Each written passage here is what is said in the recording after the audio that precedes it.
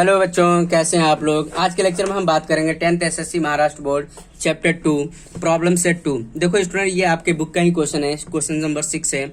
ये दे रखा in figure if line Q parallel to line R है और line P is the there transversal and A equal to कितना दे रखा है 80 degree, then find the value of F and G की वैल्यू बतानी है। तो देखो स्टूडेंट, कैसे करना है, पहले हमारे पास जो इन्फॉर्मेशन गिवन है वो लिख लेंगे।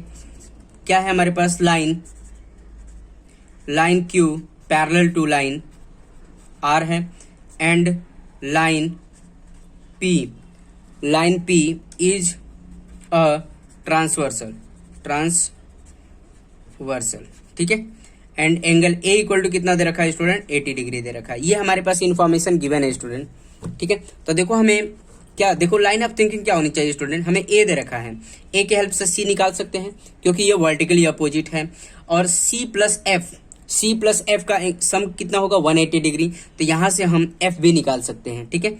जब एफ निकल गया तो यहाँ पर लीनियर पेयर कॉन्सेप्ट यूज करके हम जी निकाल सकते हैं, या सी एंड जी आपस में क्या है, करस्पॉन्डिंग एंगल्स।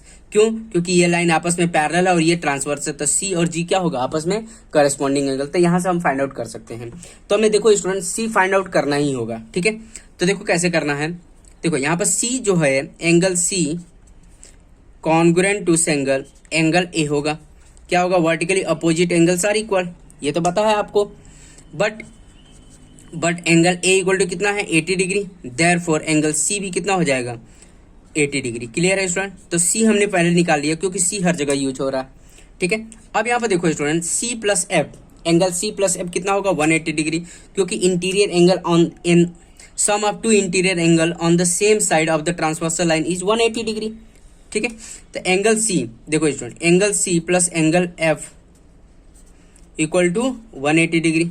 यहाँ पर रीजन लिखेंगे, sum of two interior angle on the same side of the transversal line is 180 degree, यहाँ पर हम लिख सकते हैं, ठीक है।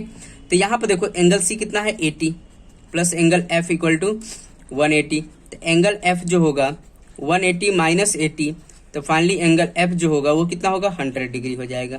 क्लियर है स्टूडेंट, आई बात समझ में? आई थिंक सब बच्चों को समझ में आ गया, ठीक है। अब देखो नेक्स्ट क्या है, देखो एंगल सी, ठीक है, angle C equal to angle G होगा, कॉन्ग्रुएंट टू एंगल जी होगा, ठीक है। रीजन क्या लिखेंगे, करस्पॉन्डिंग एंगल्स आर इक्वल, ठीक है। If two lines are parallel and P is the transversal line, therefore angle C equal to angle G, corresponding angles are equal. यहां पर लिख सकते हैं corresponding angles are equal, corresponding angles are equal. इतनी बात समझ में आ रही है, corresponding angle are equal. But angle C कितना है हमारे पास, सी कितना है 80 डिग्री, देयरफॉर एंगल जी भी कितना हो जाएगा, एंगल जी भी 80 हो जाएगा, ठीक है। तो फाइनली हमने फाइंड आउट कर लिया स्टूडेंट। तो देखो ऐसे ही सॉल्व करना है, पेपर में भी आपको ऐसे ही सिस्टमेटिक वे में सॉल्व करना होगा स्टूडेंट। तो देखो हमने एफ फाइंड आउट कर दिया एंड जी भी फाइंड आउट कर दिया, ठीक है स्टूडेंट।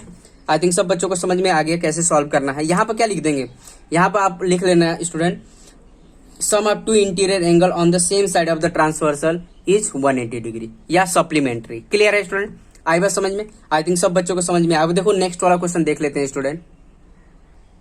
तो ये आपका 7th क्वेश्चन है स्टूडेंट, प्रॉब्लम सेट 2 का।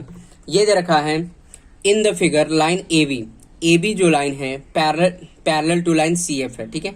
सी एफ की पैरेलल, मतलब A B parallel to C F है and line B C parallel to E D है, ठीक है। Then prove that angle A B C मतलब this one angle A B C equal to F D E मतलब this one angle, ठीक है student. तो देखो सॉल्व कर लेते हैं, इसको नेमिंग कर ले, क्या नेमिंग कर ले, तो 1 और इसको 2 और इसको 3 बना लेते हैं, ठीक है।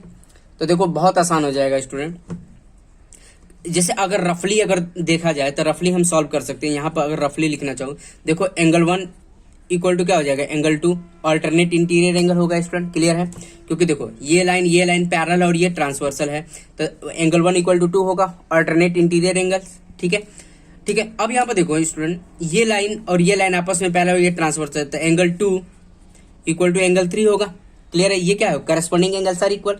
तो देखो एंगल 2 जो है 1 के इक्वल है, एंगल 2 जो है 3 के इक्वल है, तो हम कह सकते हैं इक्वेशन 1 एंड 2 से equation 1 equal to angle 3, angle देखो 2 1 के भी इक्वल है, 2 3 के भी इक्वल है, तो हम कह सकते हैं फाइनली एंगल 1 इक्वल टू 3 होगा। एंगल 1 कितना था, ABC, और एंगल 3 कितना है स्टूडेंट, EFD है, EDF है। हो गया प्रूफ, यही प्रूव करना था स्टूडेंट। तो देखो मैंने तो रफली बता दिया, लेकिन आपको सिस्टमेटिक वे में सॉल्व करना होगा स्टूडेंट। क्लियर, देखो कैसे करना है। अब यहाँ पे देखो ध्यान से, सॉल्यूशन में आपको लिखना कैसे है पेपर में, फाइनल पेपर में आप ऐसे मत करिएगा, मैं समझने के लिए आपको बताया हूँ कि ऐसे करना है। तो यहाँ पे देखो line A B parallel to line CF, parallel to line CF। देखो line A B parallel to CF and BC is the transversal line, and BC is a transversal, ठीक है, ट्रांसवर्सल लाइन। क्लियर है student. तो हम कह सकते हैं angle ABC congruent to angle, देखो ABC congruent to angle BCD, ठीक है। क्या लिखेंगे, alternate interior angles, alternate interior angles are equal. इतनी बात समझ में आ रही है student, alternate interior angles are equal, ठीक है। इतनी बात समझ में आ गई स्टूडेंट, क्लियर है। तो इसको नाम दे देंगे इक्वेशन 1, ठीक है, इसको हम इक्वेशन 1 नाम दे देंगे, ठीक है। अब यहाँ पर ध्यान दो स्टूडेंट, अब क्या दे रखा है, लाइन BC जो हमारे पास इंफॉर्मेशन है उसी के बेसिस पे इसको सॉल्व करना होता है, ठीक है। अलग से कोई दिमाग यूज नहीं करना, जो हमारे पास यहाँ पे इंफॉर्मेशन गिवन है उसी से रिलेटेड सारी प्रॉपर्टी यूज करके सॉल्व करना होता है। Line BC parallel to line ED, ये हमें गिवन है। देखो line BC parallel to line ED and CD जो है, CF जो है, हम कह सकते हैं CF क्या है, ट्रांसवर्सल लाइन है, and CF is a transversal line, है कि नहीं स्टूडेंट। तो हम कह सकते हैं angle BCD equal congruent to angle BCD congruent to angle FDE, ठीक है। इसको E बना लेंगे। अब यहाँ पे देखो स्टूडेंट, इसको हम इक्वेशन 2 बना लेंगे, और इसका रीजन क्या, देखो यहाँ पर मैंने ये लिख रखा है, इसलिए इसका रीजन मैं यहाँ पे लिख दे रहा हूँ।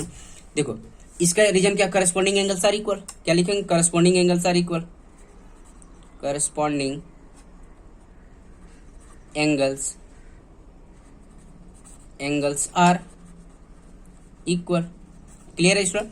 तब यहाँ पे देखो ये क्या हमने लिख दिया, 1, देखो ये क्या लिखा है हमने, 1 इक्वल टू 2 लिखा है, मतलब ABC इक्वल टू BCD ये लिखा है, मतलब 1 इक्वल टू 2 लिखा है। अब यहाँ पे क्या लिखा है, BCD इक्वल टू FDE, ठीक है, मतलब 2 इक्वल टू 3 लिखा है। तो फ्रॉम इक्वेशन 1 एंड 2 से हम कह सकते हैं ABC, क्या लिख सकते हैं, ABC इक्वल टू, ठीक है, तो congruent to ABC congruent to FDE, इसका रीजन क्या लिख लेंगे स्टूडेंट, फ्रॉम इक्वेशन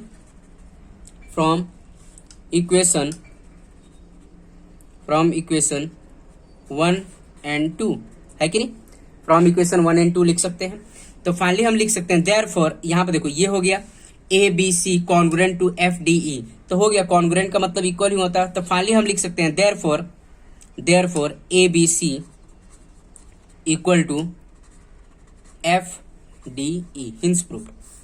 क्या हो जाएगा ये, हिंस प्रूफ, ठीक है स्टूडेंट, हिंस प्रूफ।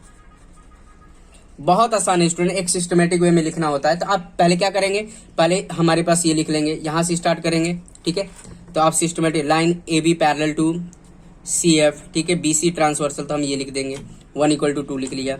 BC, अब देखो BC पैरेलल टू ED है और CF क्या है, आपका ट्रांसवर्सल लाइन, तो यहाँ पर हम लिख देंगे एंगल 2 इक्वल टू 3। तो फ्रॉम 1 2 से हम कह सकते हैं 1 इक्वल टू एंगल 3, हो गया प्रूफ, ठीक है। और 1 एंगल क्या है, ABC है, एंड 3 इक्वल टू क्या है, FDE है, हो गया स्टूडेंट। आई थिंक सब बच्चों को समझ में आ गया। आप देखो नेक्स्ट वाला क्वेश्चन कर लेते हैं स्टूडेंट, ध्यान से आप सिस्टमेटिक वे में करेंगे तभी आपको फुल मार्क्स मिलेंगे स्टूडेंट, क्लियर है। तो देखो नेक्स्ट वाला क्वेश्चन के बारे में बात करते हैं स्टूडेंट।